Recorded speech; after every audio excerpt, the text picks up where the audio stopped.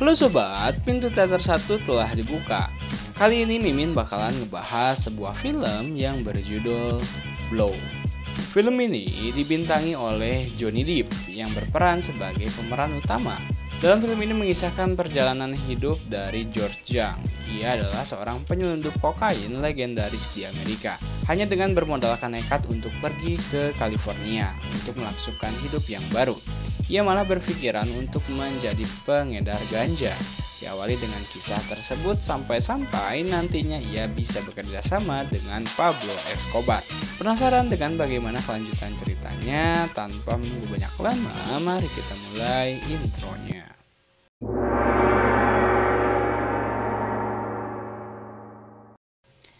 Scene pertama memperlihatkan sekumpulan petani yang sedang memanen sebuah tanaman. Diketahui tanaman tersebut ialah tanaman ganja. Tak hanya itu, di tempat tersebut terlihat sedang dilakukan proses pembuatan narkoba. Kemudian terlihat ada beberapa orang yang sedang mengantar narkoba menggunakan sebuah pesawat pribadi. Di sini terlihat pemeran utama dari film ini bernama George. Lalu setelah itu, scene memperlihatkan ketika George masih kecil. George yang tinggal di sebuah kota yang bernama Weymouth. George kecil memiliki seorang sahabat yang bernama Tuna. Selain itu, keluarga George memiliki sebuah perusahaan pipa dan latar belakang keluarga George adalah keluarga yang berkecukupan. Hubungan antara ayah dan ibunya selalu dirundung sebuah masalah. Bahkan sering terjadi pertengkaran antara mereka. Akan tetapi ketika ibunya pulang ke kampungnya, ibunya selalu kembali lagi ke rumahnya. Ayahnya George memiliki sebuah perusahaan yang lama-kelamaan perusahaan tersebut mengalami kebangkrutan. Karena melihat ayahnya yang pernah dalam kondisi bangkrut, George kecil selalu menjadikan hal itu semangat untuk dirinya agar menjadi seorang yang kaya raya. Ketika di tahun 1968, George remaja pindah ke California bersama sahabatnya Tuna. Di sini ia akan memulai kehidupan baru dengan bermodalkan uang $300 dengan satu buah mobil. Di samping kontrakan mereka ada dua orang gadis cantik. Salah satu dari gadis tersebut bernama Barbara. Kontrakan mereka persis di hadapan pantai California. Tuna dan George menyebutkan mereka sedang berada di puncak kesenangan. Setelah itu Barbara pun mengajak mereka ke pantai. Kondisi pantai di sana banyak sekali orang yang sedang menggunakan ganja, dan sebagian wanita di sana berprofesi sebagai pramugari, termasuk Barbara itu sendiri. Tidak lama dari situ, George dan Barbara pun menjalin kisah cinta remaja.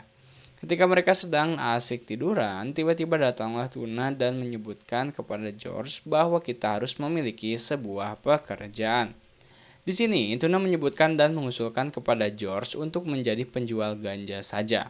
Hal tersebut langsung ditanggapi serius oleh George, bahwa hal itu adalah ide yang bagus. Kemudian Barbara pun nantinya akan menjadi penyambung mereka kepada bandar di daerah tersebut.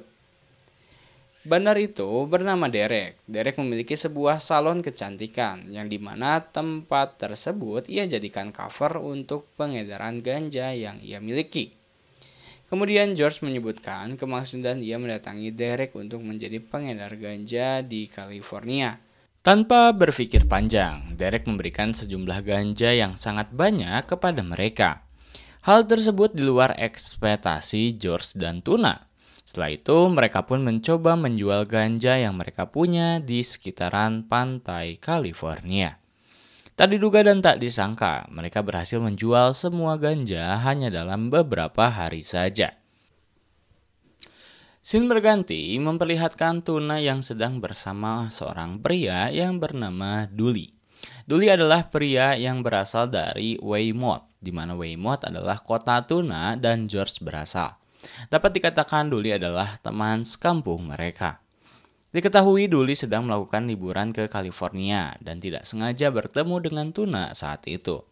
Kemudian Tuna membawa Dully ke kontrakannya dan mengajaknya untuk menikmati sebuah ganja. Di sini Dully terlihat sangat teler karena efek ganja yang ia konsumsi.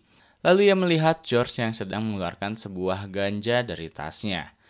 Duli menyarankan kepada George dan Tuna untuk mengembangkan sayap bisnis ganjanya ke tempat Duli berasal. Karena menurut penilaian Duli, ganja ini akan laku keras. Disebabkan ganja di daerahnya memiliki kualitas rendah berbeda dengan ganja yang George jual. Duli memiliki banyak koneksi ke sebuah sekolah-sekolah dan kampus-kampus di daerah, dan menyebabkan ia pun percaya mereka akan berhasil dalam pengedaran ganja di sana. Bahkan Duli menyebutkan dirinya saja selalu menghabiskan $400.000 per bulan hanya untuk membeli ganjanya saja. Kemudian George pun menemui Derek untuk melakukan negosiasi terkait niatan George yang akan mengembangkan usahanya tersebut. Mereka pun sepakat untuk membagi keuntungan 50-50. Lalu Derek menyebutkan bagaimana caranya George akan menyelundupkan ganja ke kota tersebut. George memiliki sebuah ide untuk menggunakan Barbara yang bekerja sebagai pramugari. Karena seorang pramugari, tas milik mereka tidak akan diperiksa bahkan dicurigai oleh pihak bandara. Kedepannya transaksi mereka pun selalu menggunakan jasa Barbara. Sampai di mana Duli meminta barang lebih kepada Barbara karena peminat di sana sudah mulai banyak. Kemudian, Sin memperlihatkan hasil dari penyelundupan mereka. Menghasilkan uang yang sangat banyak, akan tetapi otak bisnis George mulai aktif. George menilai ia malah merasa rugi karena harus membagi rata dengan Derek yang hanya duduk manis saja di salon kecantikan. George memiliki sebuah ide untuk menemukan pemasok asli, yang dimana mereka akan mendapatkan keuntungan lebih besar jika mendapatkan langsung dari sumbernya.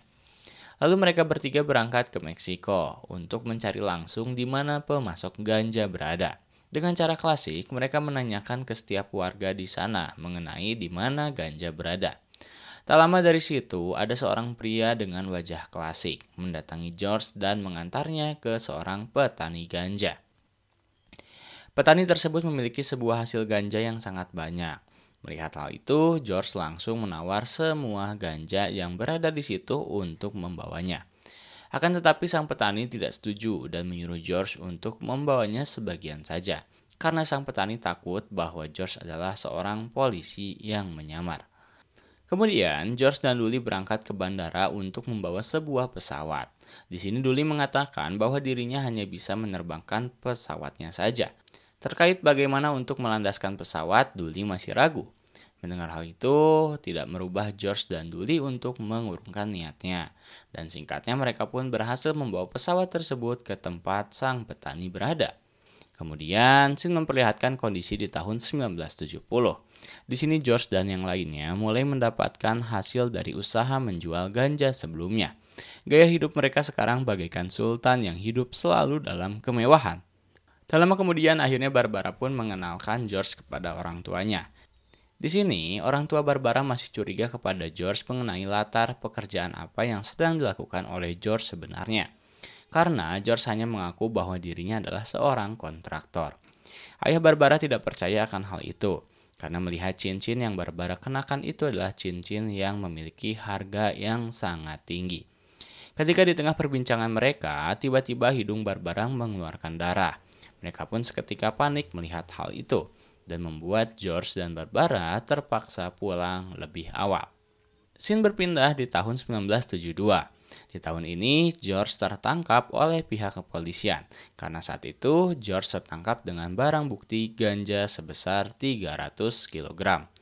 Dalam pengadilan, George mencoba meyakinkan hakim bahwa dirinya tidak bersalah karena dirinya merasa tidak merugikan siapapun. Namun tetap pihak pengadilan menganggap George bersalah. Pihak pengadilan memberikan keringanan kepada George untuk membayar uang denda sebesar $20.000, sehingga George dapat pulang terlebih dahulu. Setelah itu, ketika di luar pengadilan, George bertemu dengan Barbara. Ia pun meluapkan rasa rindu kepadanya. Barbara pun di sini mulai menceritakan semuanya kepada George, bahwa dirinya sekarang divonis mengalami kanker stadium akhir. Di sini, George merasa terpukul dan sedih ketika mendengar hal itu. Dan benar, tak lama kemudian Barbara pun akhirnya meninggalkan George. Tak lama dari situ, George memutuskan untuk menemui rumah orang tuanya. Akhirnya George pun dapat bertemu dengan mereka setelah sekian lama. Hal tersebut hanya berlangsung beberapa saat, karena orang tua George sebetulnya telah menjebaknya untuk diserahkan kepada pihak kepolisian saat itu, dan membuat George akhirnya harus mendekam di penjara. Di dalam penjara, George berteman dengan napi yang bernama Diego. Di sini Diego bertanya kepada George mengenai penyebab mengapa dirinya di penjara. Karena emosi George belum stabil, ia hanya menjawab seadanya dan menjawab karena kasus pembunuhan. Lalu George bertanya kepada Diego bagaimana cara agar dirinya dapat keluar dengan cepat di penjara tersebut. Di sini, Diego menjawab dengan dua jawaban, yakni pertama dengan cara kabur dari penjara, yang kedua mendapat napi teladan yang memberikan manfaat kepada orang lain. Akhirnya George memutuskan untuk menjajaki cara yang kedua, yakni menjadi napi teladan. George pun mencoba untuk membuka kelas, yang dimana isinya adalah para napi lainnya. Uniknya dalam kelas tersebut, George malah membuat pertanyaan, bagaimana menyelundupkan ganja sebesar 300 kg. Di sini George malah mengajari para napi bagaimana cara menyelundupkan ganja dengan jumlah besar. Mendengar hal ini, Diego tertarik dengan apa yang dikatakan oleh George. Kemudian di kamar sel mereka, Diego pun menceritakan tentang kokain dan bagaimana bisnis itu berlangsung. Singkat cerita, setelah 16 bulan akhirnya George dibebaskan dengan status bebas bersyarat. Di tahun 1976 di Kolombia, akhirnya Diego pun bebas dari penjara, sehingga mereka pun berniat untuk melakukan bisnis kokain. Nantinya George bertugas untuk menjadi seorang penyelundup. Di sini George diperkenalkan dengan rekan kerja Diego. Rekan kerja Diego menyebutkan bahwa George akan mendapatkan imbalan sebesar $100.000 dalam setiap 15 kg kokain yang diantarnya. Mengetahui hal itu, George pun langsung sepakat. Hari di mana George mengantar sebuah kokain pun akhirnya tiba. Di sini, George tidak terlihat panik atau ketakutan saat membawa koper-koper yang berisi kokain saat itu. Hal ini yang membuat George berhasil dengan mudah ketika mengantar kokain tersebut. Setelah itu, George dan yang lainnya pun mencoba untuk membicarakan bisnis selanjutnya. Di sini, George mengusulkan untuk menyelundupkan kokain dengan jumlah besar menggunakan pesawat pribadi. Tak lama dari situ, Diego yang sedang berada di kamar berteriak dan meminta bantuan kepada George. Diego meminta tolong kepada George untuk bertemu dengan temannya untuk membawa kokain seberat 50 kg. Saat itu, tanpa berpikir panjang, George pun berangkat dan menemui pria tersebut. Ternyata pria tersebut adalah seorang bandar yang sedang memiliki masalah dengan Diego. Di sini George malah kena imbasnya dan hampir terbunuh saat itu. Sang bandar tidak ingin tahu bahwa barang miliknya sebesar 50 kg harus terjual habis oleh George. Kemudian George pun mencoba menghubungi Diego untuk menanyakan apa yang sedang terjadi. Di sini Diego hanya meminta maaf dan menjelaskan dirinya sekarang sedang berada di penjara kembali di Kolombia. Setelah itu George pun kembali bertemu dengan sang bandar dan membawa uang dengan jumlah 1,3 juta dolar. Hal ini membuat sang bandar full senyum karena barangnya terjual habis dengan waktu yang sangat singkat. Kemudian sang bandar akan membawa George ke Kolombia dan bertemu dengan bosnya. Sebelum hal itu terjadi, George kembali bertemu dengan Diego. Di sini Diego memperingatkan kepada George untuk berhati-hati karena orang yang akan George temui adalah Pablo Escobar. Akhirnya George pun bertemu dengan sang raja narkoba yakni Pablo Escobar. Pablo di sini mengapresiasi dengan apa yang telah dilakukan oleh George yang berprestasi dalam penjualan kokain. Kemudian Pablo memberikan tawaran yang besar kepada George, yakni Pablo akan memberikan 3 juta dolar kepada George jika berhasil mengangkut kokain sebesar 300 kg ke Amerika dari Kolombia. Berkat skill yang George miliki dan berkat channel yang dimiliki oleh Derek, George akhirnya sukses besar dalam pengembangan pengedaran narkoba di Amerika. Dapat dikatakan George adalah orang pertama yang berhasil mengubah gaya hidup orang Amerika saat itu. Setiap lini mulai menjadi seorang pecandu, bahkan lingkungan Hollywood berhasil George dapatkan, sampai di mana uang yang dihasilkan oleh George tidak dapat tertampung di rumahnya. Bahkan untuk menghitung uang 3 juta dolar, ia lakukan dengan cara menimbangnya. Hal ini membuat George berpikiran untuk menyimpan uangnya di bank di Panama, karena saat itu Panama terkenal dengan tempat uang yang aman dan bebas. Bahkan uang-uang haram lainnya sering disimpan di bank tersebut. Akhirnya George pun akan menyimpan uangnya sebesar 30 juta dolar di bank tersebut. Tak lama kemudian, Diego pun memutuskan untuk menikah. Dalam pesta pernikahan tersebut, George bertemu dengan seorang wanita cantik yang bernama Mirta. Akan tetapi saat itu Mirta sudah memiliki seorang tunangan. Bukan masalah yang serius bagi George untuk melewati benteng tersebut, karena George memiliki privilege yang bukan main-main, yakni George terkenal menjadi salah satu anak kesayangannya Pablo Escobar. Akhirnya George pun memberanikan diri untuk mendekati wanita tersebut. Dan di sini terlihat bahwa Mirta pun menyukai George. Dan setelah itu adegan bercocok tanam pun tidak terelakkan. Kemudian scene berganti. Diego meminta bantuan kepada George untuk mengantarnya bertransaksi di sebuah hotel di Miami. Di sini Diego selalu bertanya kepada George mengenai channel yang membantu George untuk menjual kokain di Amerika. George yang saat itu memutuskan untuk tidak menjawab, sampai di mana ketika dalam proses transaksi, Diego merasa kesal karena George tidak menjawab pertanyaan dirinya. Salahnya, ketika dalam proses transaksi, Diego menggunakan bahasa Inggris dengan nada kesal, yang membuat orang-orang Kolombia itu merasa tersindir karena tidak mengerti bahasa Inggris, membuat orang Kolombia menodongkan pistol kepada George dan Diego. Dalam kejadian tersebut membuat George tertembak dan merasakan kesal kepada Diego dan terpaksa menjawab pertanyaannya, yang dimana orang yang membantu dirinya adalah Derek. Beberapa lama setelah kejadian tersebut, dalam pesta tahun baru, George datang ke pesta tersebut dengan Mirta. Di sini George mencoba bertanya keberadaan Diego. Pria tersebut menjawabnya bahwa Diego berada di sebuah pulau kecil yang bernama Norman Cay. Setelah kejadian tersebut, George memutuskan untuk bertemu dengan Diego di pulau barunya.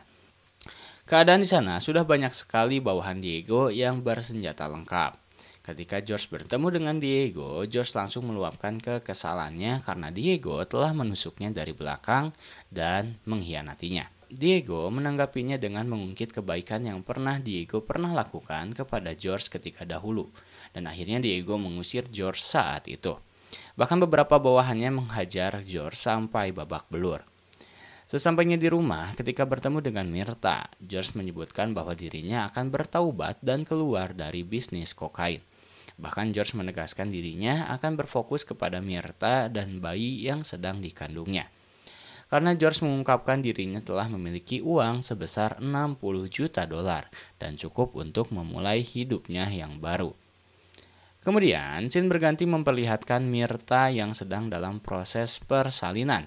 Di sini, George yang mendampinginya malah mengalami pingsan. Usut punya usut, George mengalami serangan jantung karena efek yang ditimbulkan dari mengkonsumsi narkoba. Dokter pun menyarankan dirinya untuk berhenti dari barang haram tersebut. Setelah kejadian itu, tidak sulit bagi George untuk berubah. Ia pun berhasil berhenti dari narkoba, miras, bahkan berhenti merokok. Karena ia akan memberikan seluruh hidupnya kepada putri yang ia cintai bernama Christina. Tahun demi tahun George jalani. George sering membuat pesta ulang tahun untuk Christina. Di sini hidup George mulai tertata dengan baik. Sampai di mana umur George yang menginjak 38 tahun. Ia membuat pesta ulang tahunnya sendiri. Di sini George mengundang beberapa teman dekatnya, termasuk mengundang Derek. Derek terlihat menyesal dan meminta maaf akan kejadian ketika dahulu kala ia mengkhianati George dan malah bekerja sama dengan Diego.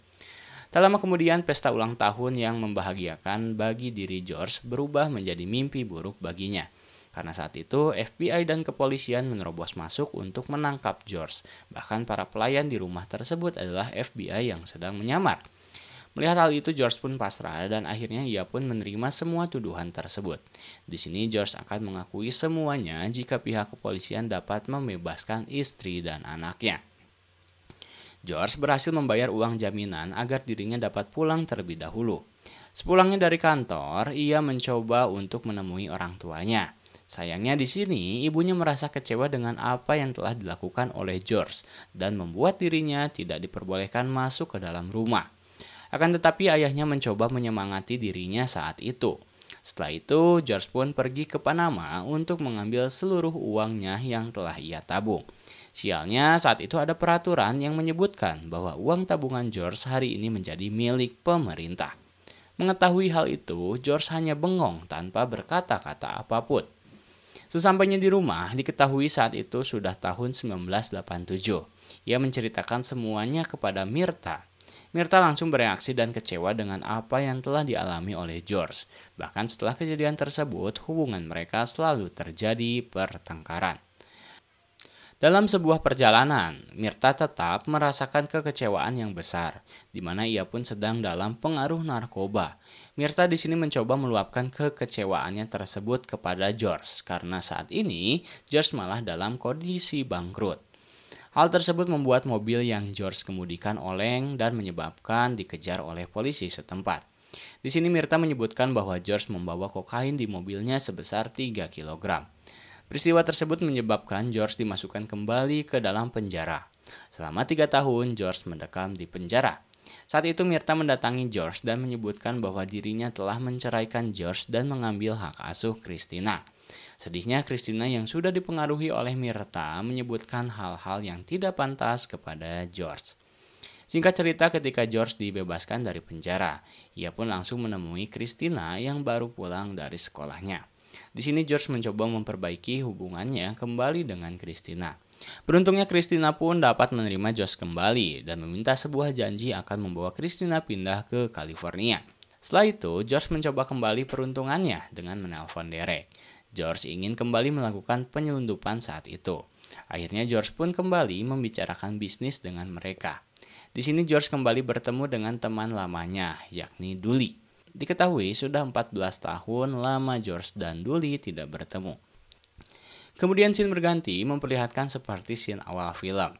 George yang sedang memindahkan kokain dari pesawat ke dalam mobilnya. Ketika di sebuah ruangan, di saat George sedang mengecek kokain miliknya menggunakan pisau, George mengungkapkan bahwa ini adalah barang bagus dan murni. Di tempat tersebut ada Dully dan Derek. George bercerita kepada mereka bahwa dirinya akan memulai hidup yang baru dengan anaknya. Lalu setelah itu George pun sebentar ke belakang untuk buang air kecil. Setelah kembali lagi ke ruang utama, George merasakan ada yang janggal ketika melihat teman dan rekan kerjanya semua terdiam. Dan benar, tak lama kemudian datanglah polisi setempat dan para FBI. Ternyata George telah dijebak oleh Dully dan Derek. Mereka melakukan hal tersebut untuk menyelamatkan diri mereka sendiri. Ada hal yang membuat George sangat sedih, bukan karena ia masuk kembali ke dalam penjara, akan tetapi tidak bisa menepati janjinya kepada Krishna. Sesampainya di penjara, pengacara dirinya pun datang dan memberi kabar buruk kepadanya. Masa tahanan George tidak bisa dikurangi karena telah digagalkan oleh ibunya. Selain itu, pengacara memberikan sebuah alat rekaman untuk George, agar pesan itu bisa sampai ke ayah atau ibunya. Di sini George meluapkan segala yang ia rasa ketika dahulu tinggal bersama mereka.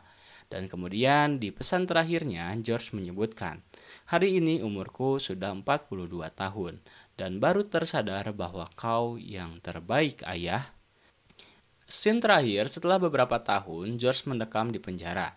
Di sana terlihat ada seorang gadis yang mendatanginya. Ternyata gadis tersebut ialah Christina yang sudah besar. George pun merasakan senang akan kedatangannya. Tak lama kemudian, tak disangka dan tak diduga, semua itu hayalan George saja.